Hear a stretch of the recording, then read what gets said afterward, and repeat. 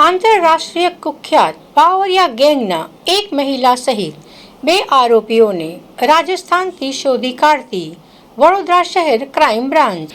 સંસ્કારી નગરી વડોદરામાં રથયાત્રાના પવિત્ર પ્રસંગે ભીડનો લાભ ઉઠાવી ગુનાને અંજામ આપતી ગેંગનો વડોદરા ક્રાઇમ બ્રાન્ચે પર્દાફાશ કર્યો છે।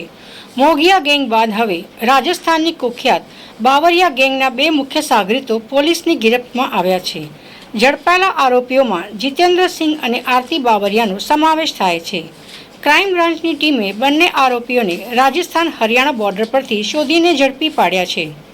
પોલીસની કડક પૂછપરછ દરમિયાન આરોપીઓએ રથયાત્રાના રૂટ પરથી 4 અછોડા લૂંટ્યાની હોવાની કબૂલાત કરી છે। પોલીસે આ 4 અછોડા આરોપીઓ પાસેથી સફળતાપૂર્વક કબજે કરી લીધા છે।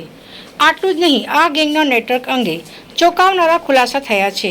આ ગેંગમાં વધુ 5 મહિલાઓ અને 2 પુરુષ સાગરીતો સામેલ હોવાના નામ પણ ખુલ્યા છે। હાલમાં ક્રાઇમ બ્રાન્ચની અલગ અલગ ટીમો બનાવીને ફરાર અન્ય આરોપીઓને પકડવા માટે ચક્રો ગતિમાન કરી દેવાયા છે।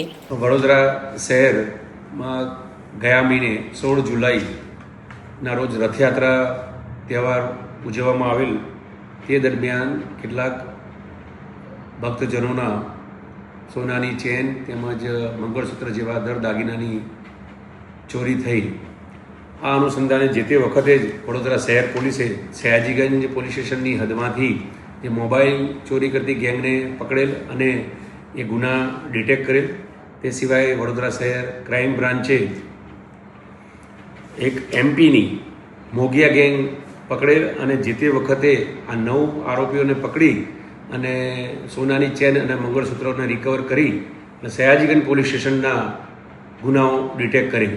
ત્યારબાદ રાવપુરા પોલીસ સ્ટેશનની હદની અંદર પણ આ જ પ્રકારના ગુના નોંધાયા હોવાનું માહિતી આધારે વડોદરા શહેર ક્રાઇમ બ્રાન્ચ સતત કાર્યશીલ રહેલ અને હ્યુમન રિસોર્સિસ અને ઇન્ટેલિજન્સના માધ્યમથી અમે એક ગેંગ આઈડેન્ટિફાઈ કરેલી। આ ગેંગ રાજસ્થાન હરિયાણાની બોર્ડરની છે કે જેને બાવરિયા ગેંગથી વિખ્યાત છે અને આ બાવરિયા ગેંગને અમે કુલ 9 આરોપીઓને આઈડેન્ટિફાઈ કરેલા, જે પૈકી આ 9 આરોપીઓ પૈકી 2 આરોપીઓ જીતેન્દ્રસિંહ બહાદુરસિંહ બાવરિયા અને મહિલા આરતી ધરમસિંહ બાવરિયાને અલવર રાજસ્થાનથી ક્રાઇમ બ્રાન્ચ વડોદરા શહેરને પકડીને અત્રે લાવેલ છે અને તેમની પાસેથી 4,60,000નો મુદ્દામાલ કે જેમાં કુલ 4 મંગળસૂત્ર અને સોનાની ચેનો છે જે પોલીસે કબજે કરેલ છે અને આ 4 ગુના રાવપુરા પોલીસ સ્ટેશનની હદના છે।